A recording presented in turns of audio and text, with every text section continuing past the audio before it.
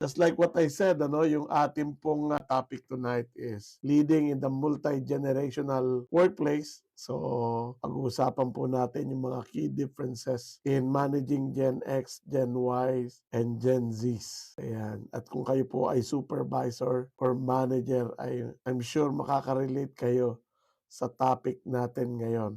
So while we're waiting for everyone, we're still 5 minutes into the official start of the program. I want to throw in this question doon sa mga nandito na. Ano po yung kung kayo po ay supervisor o kaya naman ay manager, ano yung mga typical challenges na nai-encounter ninyo in leading and managing the different generation, no? So paki-label na lang kung yung challenge ba ay sa Gen X, sa Gen Y, or sa Gen Z. Yung Gen Y po ay millennial. Hi Ali, hindi pa to official start. 10 o'clock pa yung official start. So, I normally start a few minutes before I open TikTok officially, not officially, but open TikTok before 9 p.m., no, which is our official start. Ayan. So, again, habang naghihintay po tayo dumami yung ating audience for tonight, ay meron akong katanungan sa inyo. Ano ang mga nai-experience ninyo na challenges or katanungan about our topic, which is leading Gen X, Gen Y, and Gen Zs. No? Kung kayo po ay supervisor or manager. Okay? So yan po ang topic natin dito sa leading and managing the multi-generational workplace. Okay. So we're about to start in a bit, no? Hinihintay ko lang yung inyong mga yung inyong mga tanong para pwede nating gawing take off point, no? Actually, meron pala akong isang slide eh. I have in fact one slide. Sige, ilabas na natin yung slide. Maybe in the next 3 minutes ay sisimulan nating sagutin, So the question is, what are the multi-generational challenges that you experience today, in the workplace, no? Ayan. Common problem is a family business corporation where there are many bosses. Although medyo off topic dyan, I agree with you. I had 3 experiences, tatlong managing HR for a family business, Yung isang kumpanya, buong pamilya may kanya-kanyang business. So I was managing the HR for I think about 5 to 6 companies. Bawat isa ron pag-aari ng miyembro ng pamilya, So nasanay ako, ang training ko talaga is managing HR for family businesses na magkakakabit, So parang yung 5 years na experience ko sa isang kumpanya times 5, no? Dahil sa dami. Ayan. So, attitude problem. Okay. The funny thing is, magkakaiba ng attitude, Yung mga Gen X, Gen Y, and Gen Zs, they have different attitude, Ayan. Will issue, sabi ni Ian. Do you mean yung the will to work? Yung motivation ba, attitude? Okay, masabihan pero parang may tampo ang reaction. Okay, I can relate to that. Challenges in leading Gen Zs, they want promotion but only do bare minimum. Okay, sige. Okay, so what I'm going to do in the next hour is I will make an effort to be as objective as I can in talking about this topic. This topic can be quite sensitive given na tao yung pinag-uusapan natin and generation. So we really need to be as objective as we can with this, and I hope that you maintain your objectivity just like I will try to do, no? Kasi syempre, di ba, meron tayo kasi mga nakikitang patterns of behavior, tapos napapaisip tayo na parang masyadong madalas na ganito nangyayari, and then we start judging, So, kailangan nating alamin kung paano ba. They want feedback but cite mental health issues when they receive bad feedback about their performance. Okay. I'm a nurse, also a millennial. We were on survival mode, kaya we try to endure everything. Okay. Yep. So, thank you for sharing your observations and your challenges in leading and managing a multi-generational workforce. So, we're just going to go ahead and start because it's 9 p.m. And as usual, meron akong mga pinrepare na slides. So, medyo condensed po ito kasi yung actual na training natin on leading and managing the multi-generational workforce is minimum of 1 day. No? And it can go as long as 2 days depending on the coverage of the training. So, I just picked up some of the tingin ko, most relevant slides from my presentation and then I'm going to share with you today. At kagaya nung sinasabi ko in the past, no, there is an opportunity for you to get the whole recording, the whole hour, yung mga slides, pinamimigay ko rin yan, plus additional toolkit, no, leadership toolkit for leading and managing the multi-generational workplace. You have to subscribe to my Facebook page. Meron po tayong premium subscription doon. Meron na tayong ilan na mga subscribers and they pay 99 pesos per month. But every week, they get materials from me that they can use, no, for leading, managing people, and also, I guess, training people inside the organization. So if this is something na you find interesting, no, at you find useful, plus yun, opportunity for us to have conversations about yung kung ang pinag-uusapan po ay yung subscription dun mismo sa Facebook, merong system of payment pagka nag-subscribe kayo. So you get regular you get regular materials from me, at least one per week, no. So parang merong preferential treatment yung ating mga subscriber. Hanapin niyo po ako sa Facebook, Edwin C. Ebreo. Yan po yung aking name doon, yung page, kasi meron akong personal, of course, account. And, ayun. Hello po, Sir Ed. I already PM you po. Saan po ba? Dito sa TikTok or sa Facebook? Titignan ko po. I try to answer as soon as I can. Alright. So, let's get on with our topic for tonight. Ayan. Ano ang ating learning objectives? O, di ba? Parang talagang training, di ba? Meron tayong learning objectives. Ang una nating learning objective describe key generational traits and leadership needs across Gen X, Millennials, or Gen Ys, and Gen Zs. Magkakaiba po kasi yung lived experience ng mga kagaya kong Gen X, yung mga Millennials, at saka yung Gen Zs. By lived experience, we mean yung work situation, yung presence ng technology, how we're raised, kung paano tayo pinalaki, iba't ibang generation, and that affected how we view life, how we view work, and how we view communication. So medyo malalim na usapan to, and I hope you stay with me on this. Next is, ano yung tamang approaches na pwede nating i-tailor dun sa generational preferences and readiness ng ating mga team members. And feel free to comment, share your insights. Feel free to agree or disagree with me. Lahat po ng pag-uusapan natin ay based on observation. So posibleng magkaiba tayo ng obserbasyon, And I will acknowledge different observations as we go along. And I hope you do the same. Demonstrate feedback and communication approaches that promote trust and performance. Okay.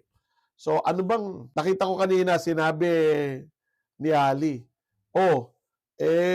ang hirap naman bigyan ng feedback kasi sumasama agad ang loob at naapektuhan agad yung kanilang mental or emotional state. So, meron bang tamang pagbibigay ng feedback that builds resilience, Sa mga bumabate, magandang gabi po sa inyong lahat and thank you for coming in early, to this live session natin. The next objective is, so how do we coach for resilience, especially dun sa mga younger team members natin na experiencing stress, change, or disengagement. I had a training assignment for one giant manufacturing company in the Philippines, and yung topic na dinesign ko for them is employee wellness. And based on the research that I made dun sa pagde-develop ng program na yon, is that especially in the Philippines, ang pinakamalaking population dun sa statistics ng mga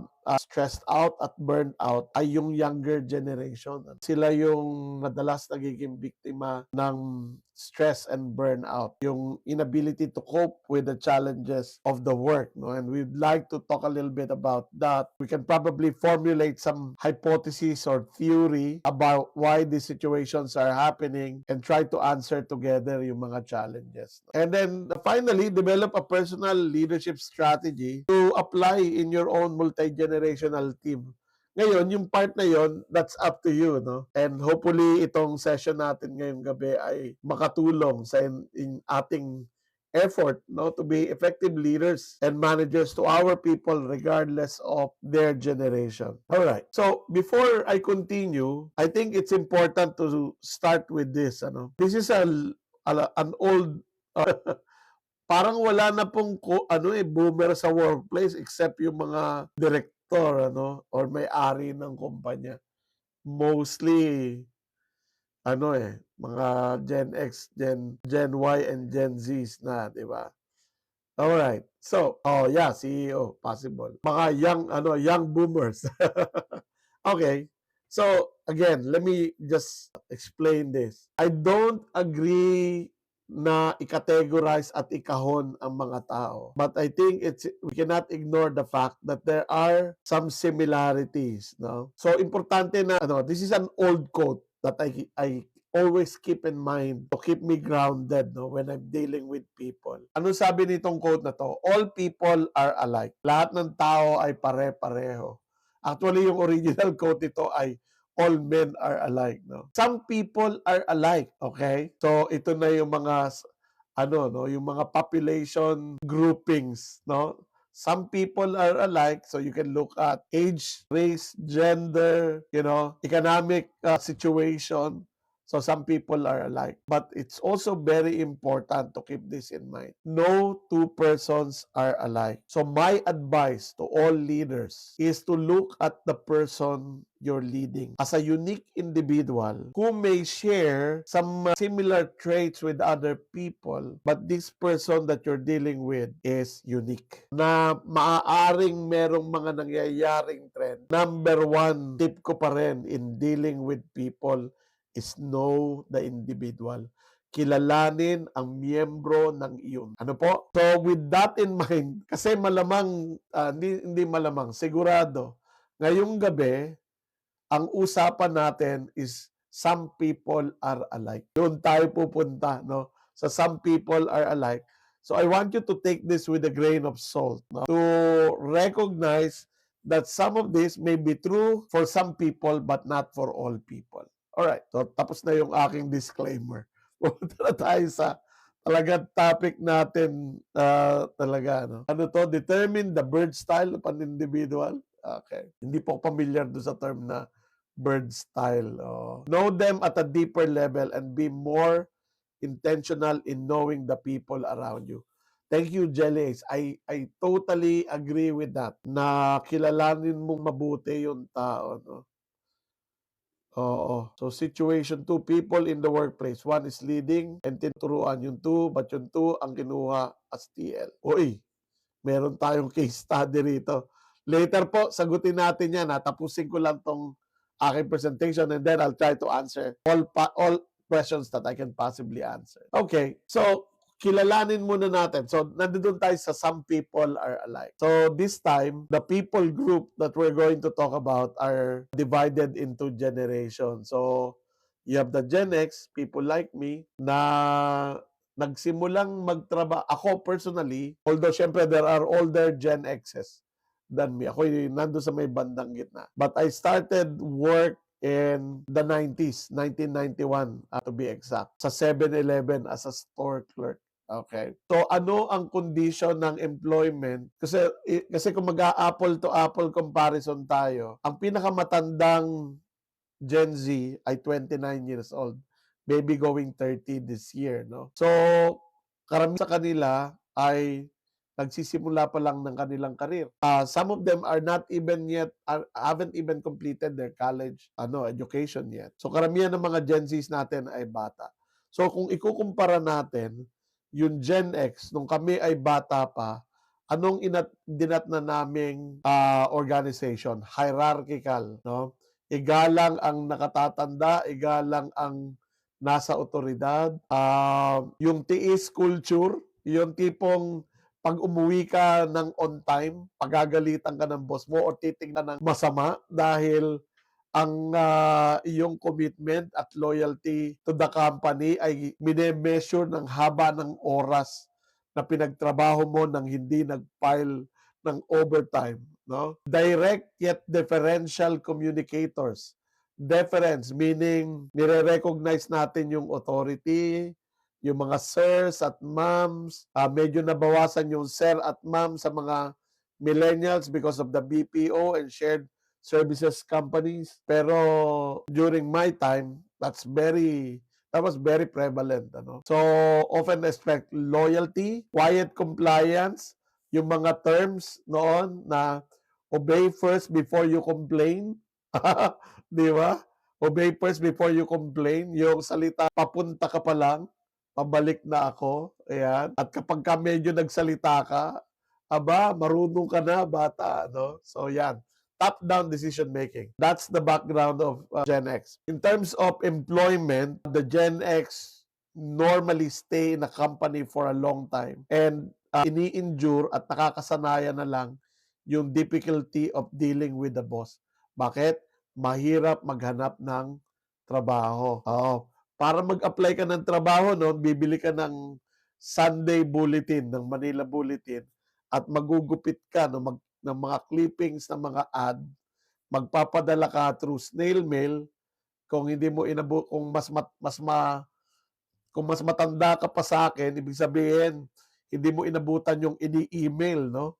Snail mail o kaya pupunta ka sa mga opisina idadrop mo yung mga resume mo. So and then it takes a while before you get some feedback. At dahil ang sama-sama pa ng communication infrastructure sa Pilipinas in the early 90s, not everyone has a telephone, no? Wala pa yung mga mobile phone. So makikitawag ka sa kapitbahay kung ikaw ay hindi naman may kaya, no? At nakatira ka sa isang mahirap na komunidad, hindi lahat ng kapitbahay mo may telepono, ikaw wala kang telepono. My experience is I had to go outside, go to a payphone and call, no? So yan yung Gen X. Ang millennial, ang nakaranas na ng mga job street, no? Jobs DB, emails, no? Ayan. So digital, millennials. So, the millennials are more purpose driven. Okay? Kasi sila, lalo na yung old millennials, were raised by young boomers, no? Young boomers or old Gen X. So they're purpose driven, they're tech adapted, no? They value yung work-life balance but may still default to hustle culture. They prefer structured feedback and collaboration but maintain professional boundaries. Ayan. So ano to? Mix ng Gen X at saka Gen Z. Pagka ikaw ay medyo 30 anyos pa lang hanggang 35, you are a young millennial. And then syempre, pag older than that, medyo old millennial ka na, no? Ayan. So, a lot of the millennials, especially the young ones, are also digital natives. So, mas technology savvy. Yung bang mga millennials, nung nagsisimula sila, ay kagaya rin sila, ano dito, 97 ako pero millennial ako. Alright. So, Gen Zs ay 1997 to 2012. Yan, digital first. Mataas ang value for wellness, mental, emotional wellness, psychological safety conscious, no? Values driven. Yan, they expect instant feedback and inclusive decision making and visible authenticity from leaders, no? So, itong mga preferences na to have impact on behaviors, no? And how they expect leaders to behave. Ayan yung key differences natin. Ano? Okay.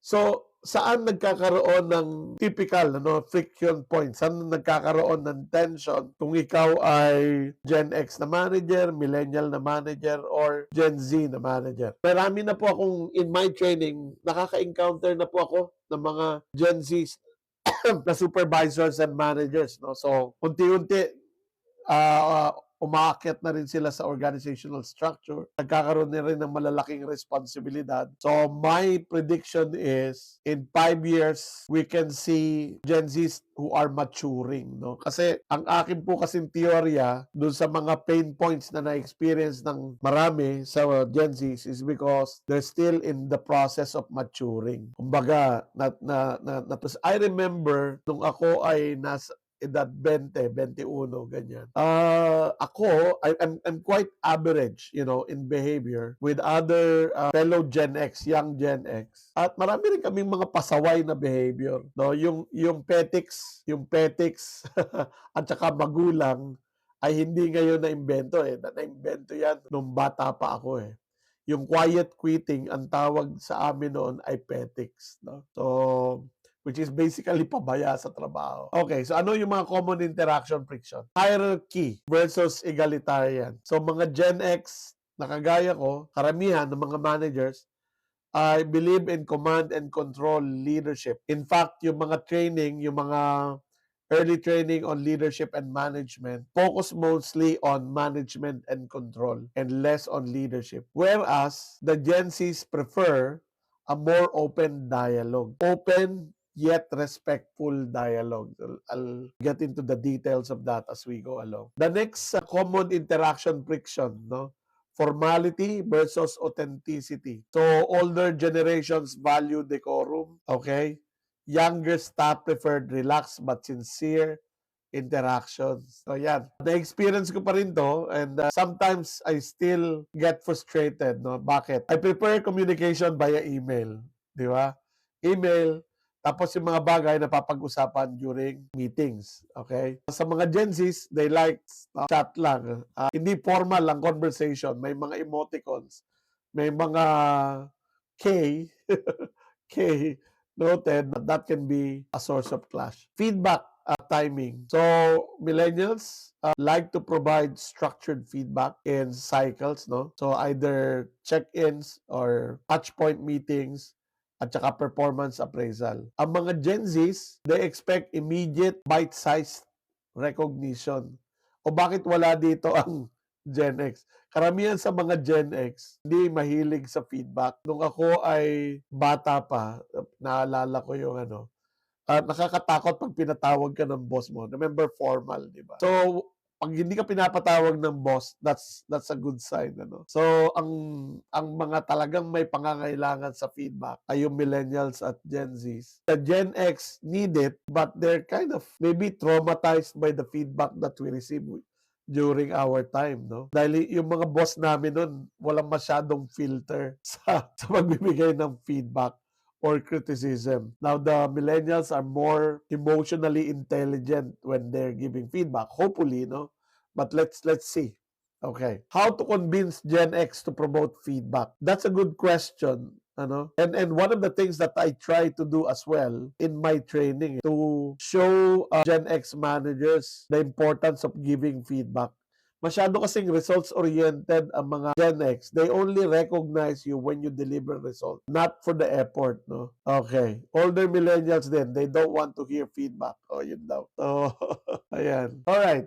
Work ethic perception. Ayan. Ang una kong narinig yung work-life balance sa mga Gen X. Totoo yan, ano? Una kong narinig yan. Reklamo yan ng Gen X. Ang problema, walang magawa ang mga Gen X because their bosses, especially the boomer bosses, believe na yung loyalty mo is measured by the extra hours that you spend in the workplace, no? OTY, over thank you, or OTW, over tawad. Yung mga tawag noon sa extension mo ng 4 na oras, 6 na oras sa trabaho. So, tiis mindset yon. Siyempre, kapag Gen X ang boss mo, tapos yung Gen Zs, ang Gen Zs ay produkto ng mga Gen X na laging nagre-reklamo sa kawalan ng work-life balance. So now the Gen Zs have a very strong opinion on work-life balance. So pagka oras na, they leave. Di ba? So, ang tingin sa kanila ng mga Gen X, tamad. Oo. Ang tingin naman ng mga Gen Zs sa mga sobra yung habang ng oras na tinatrabaho ay one, workaholic, yung tawag sa akin ng mga staff ko, workaholic, at saka mismanagement din ng iyong time. So these are some of the common interaction friction points.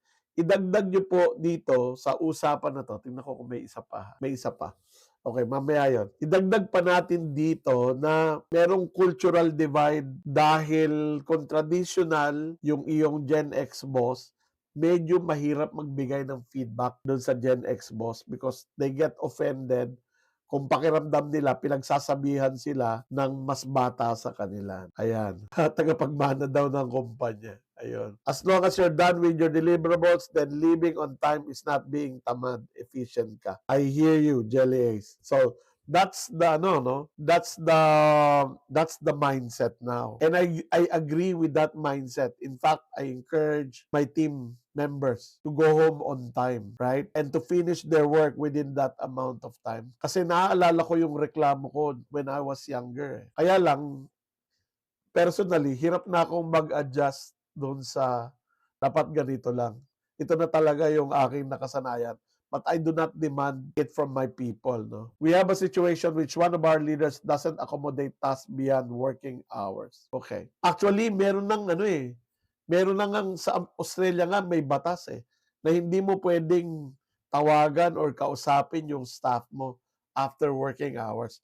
That's how committed they are to work-life balance. So kailangan na rin talaga nating mag-adjust. Ito yung experience, tingnan nyo kung totoo ito for you, no? Kung pamamalagiin natin yung matandang kasanayan na you have to work extra long hours to show that you are committed and professional to the organization. To the extent na napababayaan mo yung iyong physical, mental, at emotional health, nagiging effective ka pa ba na manager? In my observation with many managers who are stressed out or burn out because of the amount of time that they commit and dedicate to work, they become very ineffective leaders, no?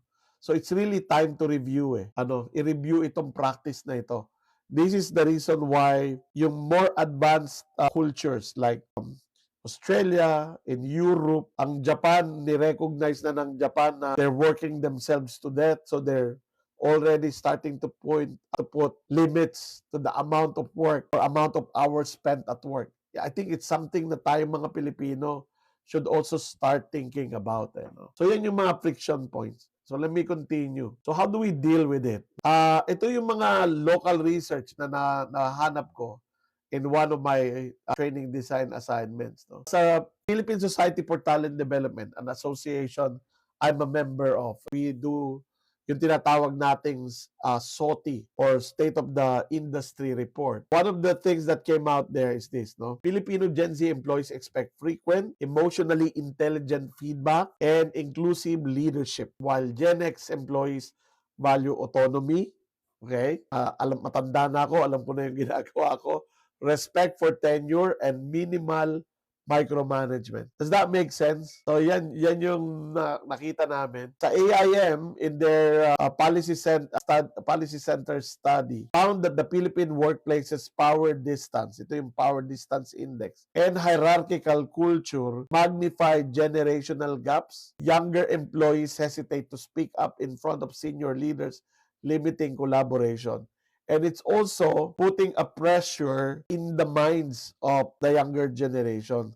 Lalo na kung lumaki sila sa where they were encouraged by their parents to be assertive. Okay. Yeah, there's a lot of inputs or chat. Sana po ay nakaka-capture nyo rin. JobStreet in 2021 reported that work-life balance expectations are the biggest gap between younger and older Filipino workers, with millennials and Gen Zs willing to leave jobs for better flexibility. Naku, lalo na ngayon, with hybrid at saka work from home arrangements. So, yung mga Gen X boss, panay ang RTO, return to office. Hindi sanay yung mga Gen X bosses na hindi nakikita yung mga team members nila. In the meantime, yung mga younger generation natin prefer working from home or working off-site, or hybrid arrangement. Sa amin, sa ExecuServe, you are only required to report for work in the office ng Monday at saka Wednesday. Sa ibang araw, you're allowed to work from home. Ayan, except pagka may mga schedule ng training. So we try to leverage on this availability of technology so that people don't have to travel to the office, no? Ayan. Ano pa ang nakita natin sa research? Dole, sorry, not Dole identified that tenure-based promotion systems in the Philippines sometimes disadvantage younger, high-performing employees, leading to disengagement and higher attrition among millennials and Gen Zs. Ayan. And then finally, in 2023, Philippine Daily Inquirer highlighted that many local companies are still adapting. Siguro the right term is adjusting to Gen Z's preference for values-based recognition. Ano bang ibig sabihin ng values-based recognition? The Gen Zs want to be recognized for their effort, even if sometimes the effort don't immediately lead to financial results, no? So, values-based recognition over purely monetary rewards. So, creating a mismatch with older leaders' reward system, di ba? Yung maraming mga organizations, the reward system is financial. Minsan, kahit hindi ka kinausap, ang importante, binigyan ka ng pera, di ba? So, yun yung But the Gen Z's value feedback a lot. Contrary to what many managers think na hindi handang tumanggap ng feedback ang Gen Zs, they in fact there's actually a clamor for it. Kaya lang, anong klaseng feedback ang in-expect nila? So let's talk about that as we go along. All right. So, pagdating sa building the capabilities of the employees in the workplace. Meron tayong maraming interventions, no? Managing, training, counseling, coaching, mentoring. May mga managers, especially mga Gen X managers, na sinasabi nila that they do these things all together every day, which is not true, no? Okay. Parang gusto ko na mag-file ng RL to find a cultured work-life balance company. Okay. So, yeah, I can relate, no? So, ito, tingnan natin ito. Ano ba ang pagkaiba? I think it's important to recognize na if you're a supervisor and you're a manager, you manage every day. You don't train every day, you don't coach every day, you don't do counseling every day, you don't do mentoring every day. You manage every day. You set direction, expectation, you monitor team performance, make operational decisions, right? That's what you do when you're managing. If you are training, there are two kinds of training, no? Yung training na based on the instruction, direction that you're giving, at saka yung training sa classroom. But the essential intention of training is to equip employees with new skills or knowledge, to roll out new processes or systems, and also standardized practices across the group. Okay? What else do we do? Counseling. Now, medyo careful ako doon sa term na counseling because for you to be able to do this competently, you have to be well trained for counseling, no? When do you use counseling or when do you recognize na merong need for counseling? Kapag ka yung empleyado, and this is very important for younger generation employees, no? When you have to help them address personal or emotional challenges that hinders them from being productive, di ba? To restore focus and well-being and provide safe space for sensitive issues. So, one training that I recommend if you're a supervisor or a manager ay yung tinatawag nilang mental health first aid. So, if you want to know more about that and you want to apply that in your organization, lalo na ngayon, meron na naman tayong hinaharap na crisis. Baka kailangan ng mga tao niyan, Ayan. Some leaders always think that kay HR lang po lahat yan. Oo nga eh. Mali yun, In fact, yung coaching is a very important skill sets to develop, no? If you are a supervisor or manager, okay? If you want to improve performance, no? Help the person develop a certain skill, support them on their short-term performance goal, or help someone find their own solutions, facilitate problem solving, no? And then finally, you have mentoring. Ito, I'm very passionate about mentoring.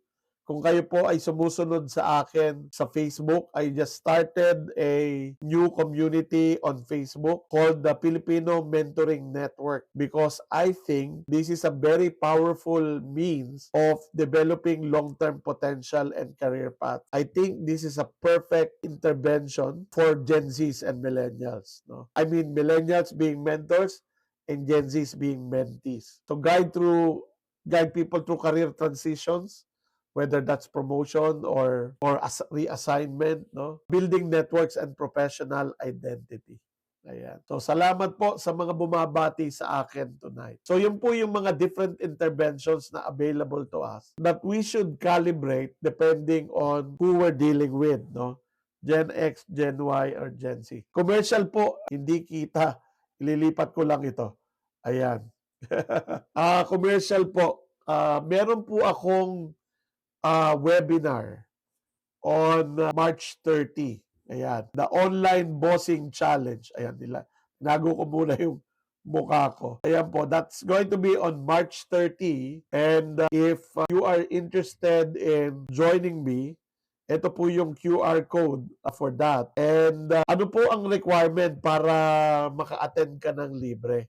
Ano po, you should have a copy of my book, yung Above Bossing Ka Na Pala. It's worth 450 pesos and I've already sold several hundred copies of it. And everybody who has bought a copy of the book, you get free ticket for it. Ngayon, kung gusto nyo pong humabol, wala pa kayo ng libro, you can also buy the book for 450 pesos. Ngayon, ayokong bumili ng libro, pwede ba akong umattend? Pwede po, you pay 400 pesos for the ticket and then you get to join. Sa Zoom po ito, no? You go to my page sa Facebook, makikita nyo po yung QR code. O, tuloy na tayo. Oo. Meron din po ba kayang recording ng workshop? Yung workshop itself, yung meron po na recording yon, pero malamang pagka yun ay dinistribute ko, malamang clips na lang kasi 4 na oras po yung 4 na oras kasi yung webinar. Ayan. Kausapin mo si Len Ali kung gusto mo makakuha ng kopya ng recording. Kausapin mo si Len. Okay. Let's continue, no? Now, let's differentiate. Let me just move my ba't ganito to? Inayos ko na to kanina eh. Just give me a minute here. Alam ko, inayos ko na to eh. Adjust natin ng konti. Ayan, isa pa. Okay. So, differentiating the Gen X, Gen Y, and Gen Zs. No?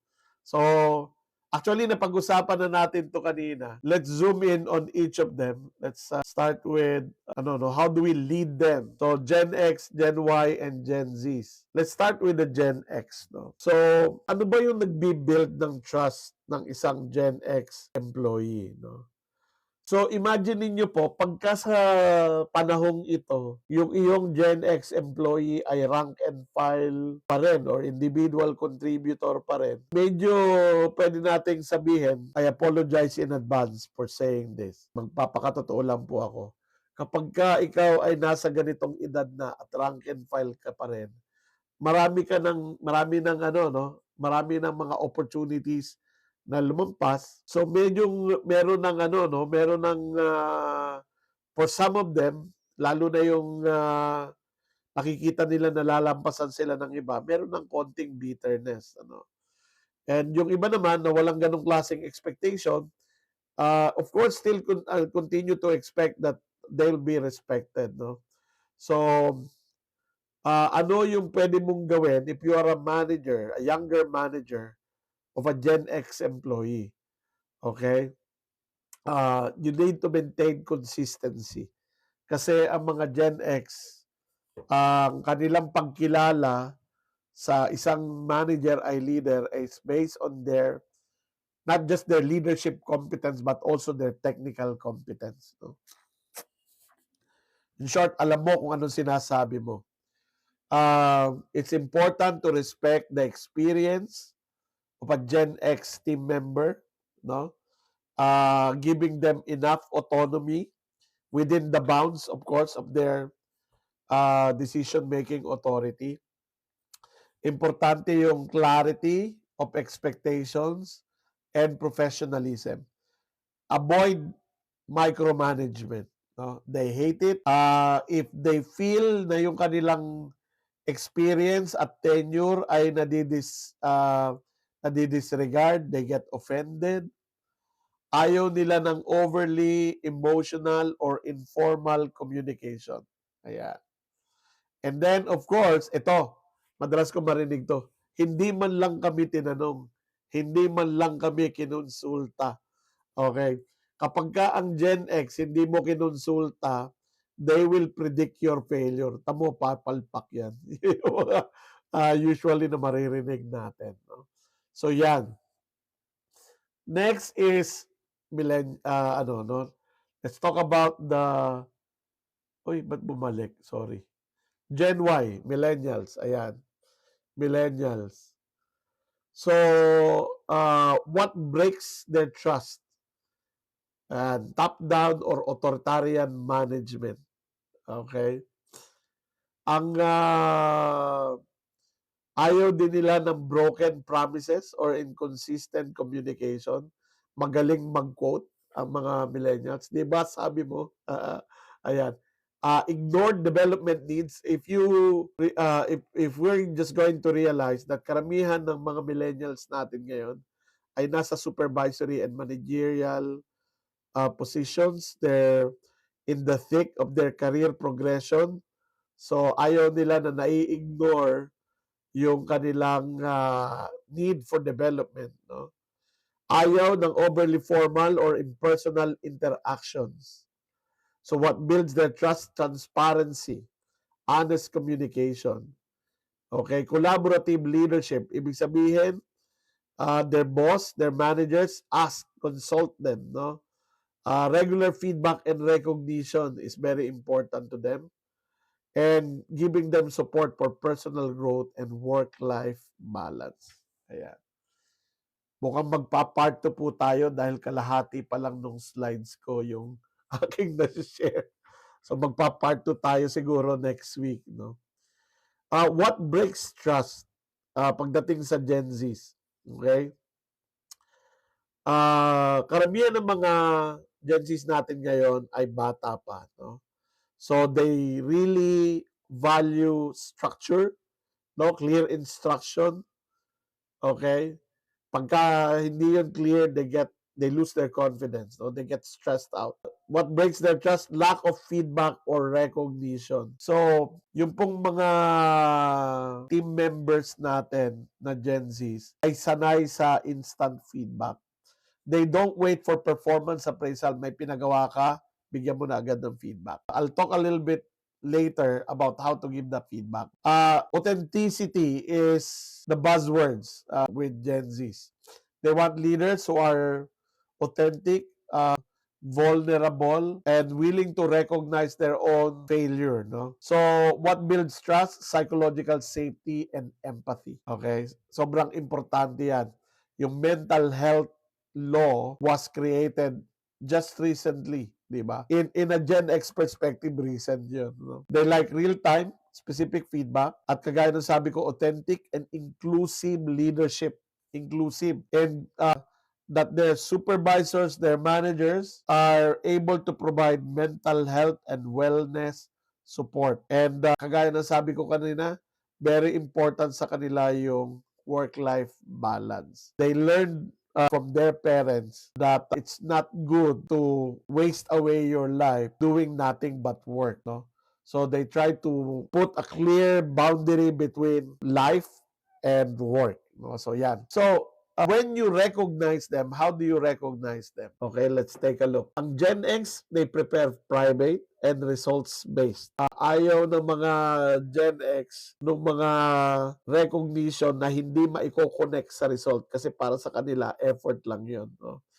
Give them more autonomy, trust them, and if you're going to reward them with flexibility and time off, that will be very much appreciated. With millennials, they really value growth and development. So if you're going to reward them with that. When you recognize, don't just say good work, good job. Okay, appreciate the effort. What kind of effort did they make? And what is the impact? They prefer feedback that are frequent, maybe weekly or monthly feedback session. And then with Gen Z's instant, no?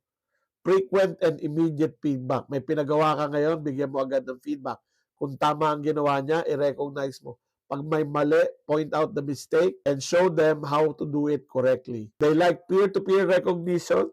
You know, they do that to each other all the time. Digital and real time, no? So chat works, online recognition works. Ano yung iwasan natin? Yung mga hindi na masyadong uso yung overly public na praise, waiting too long like the appraisal to give recognition, panis na yung recognition, no? Generic, yan, yung mga good job, or one size fits all recognition. So those are the things to keep in mind. Okay? So those are recognitions across generations. Meron pa akong ilang slides dito, but I did promise to answer questions. So here's what we're going to do. We're going to have a part 2 of this next week. Marami-rami pa po yung slide ko eh. Kaya lang wala na tayong time. I need to end on time tonight because of my event tomorrow, no? So on that note, I would like to now open the floor to questions, no? Kung meron po kayong mga katanungan tungkol sa ating topic tonight about leading and managing in the multi-generational workplace, please share your questions and we'll try to answer it. A multi-generational workplace, please share your questions and we'll try to answer it. Yung isa rito ay paano if Gen Z manager? Pag Gen Z ka na manager, madali yung pag-manage ng kapwa mo Gen Z, right? Kasi Gen Z ka rin. The millennials, you have to make adjustment. Hopefully, makatulong yung shinare ko ngayon on how you can adjust.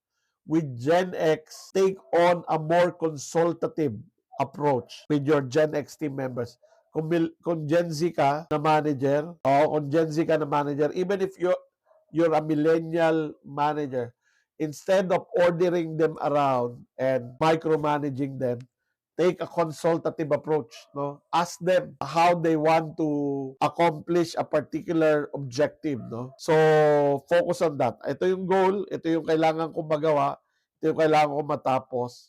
How do you want to do this, no?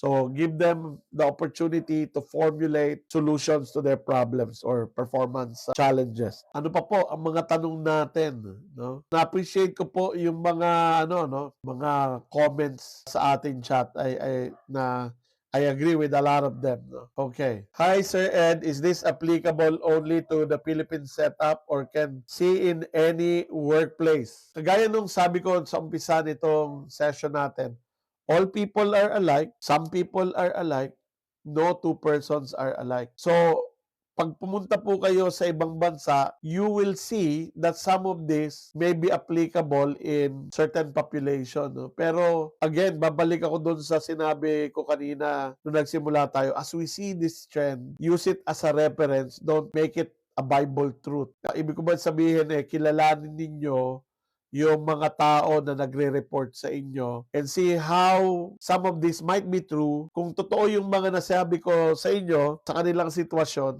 make the necessary adjustment. Ano po? Salamat po sa appreciation ng aking kakayahang magpaliwanag. No? How to manage or even correct staff who don't listen or even follow the office protocols. Okay, this is a good question. Importante sa simula ng ating engagement sa mga employees kung ano yung negotiable and non-negotiable. Okay? So sit them down and set and level expectations about how certain nasaan, hanggang saan ang yung flexibility at nasaan ka hindi flexible.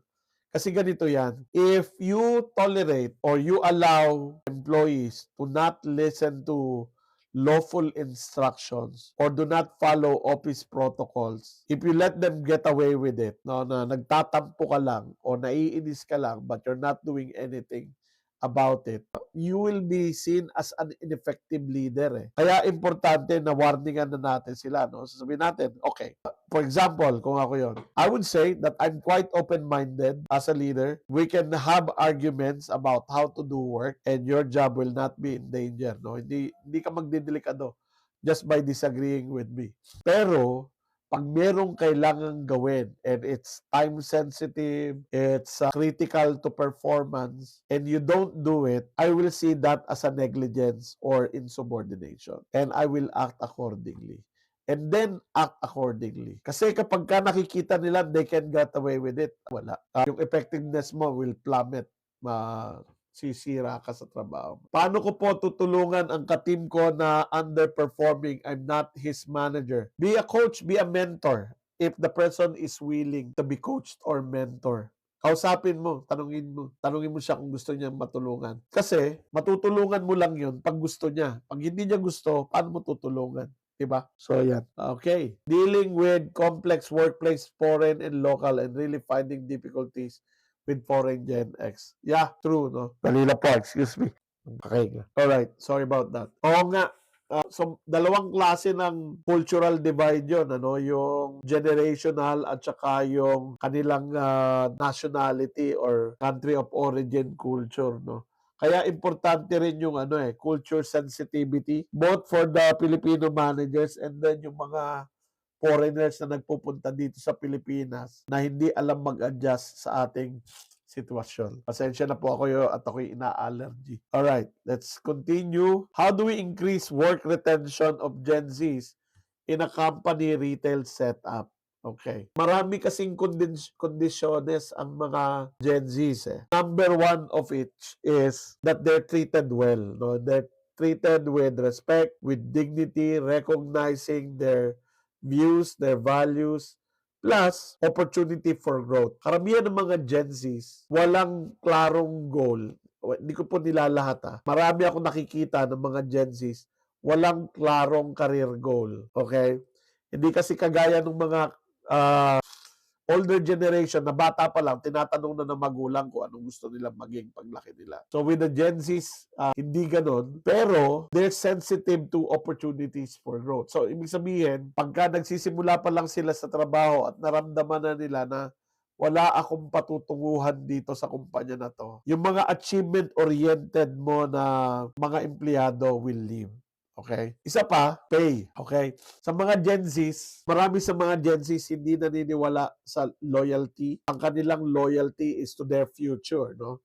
So in short, kung nakita nila na parang hindi maganda yung compensation and benefits program nitong kumpanya na to, titiisin ko to hanggat wala akong ibang options. When I find another option, I'll leave, no? Kailan po ang next online lecture natin? Every Monday po tayo. Kaya ang tawag po natin sa ating session ay Leadership Monday, no? So, next Monday, itutuloy po natin topic natin ng multi-generational workforce.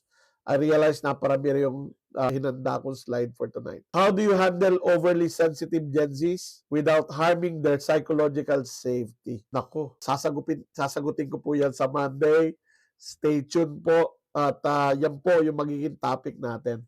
We will try to differentiate criticism, feedback, at saka coaching as a tool for communicating with the Gen Zs, Millennials, and Gen X. Ito po yung aking teorya. If you learn how to effectively manage Gen Zs, you will be successful in managing Millennials and Gen X. Pero, ayan, medyo Gen X, next week, sasagutin po natin yan. How to deal with PETICS, bare minimum coworker.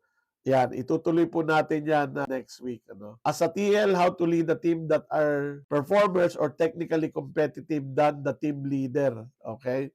Recognize, appreciate, reward team members who are good at what they're doing. Pakita mo sa kanila na na-appreciate mo rather than make an effort to compete with them. No? Ayan. Supervisor versus staff na nagsumbong sa boss directly. Ayun, sumablay si boss at staff. I don't know what to do with that. Sige po, tuloy natin.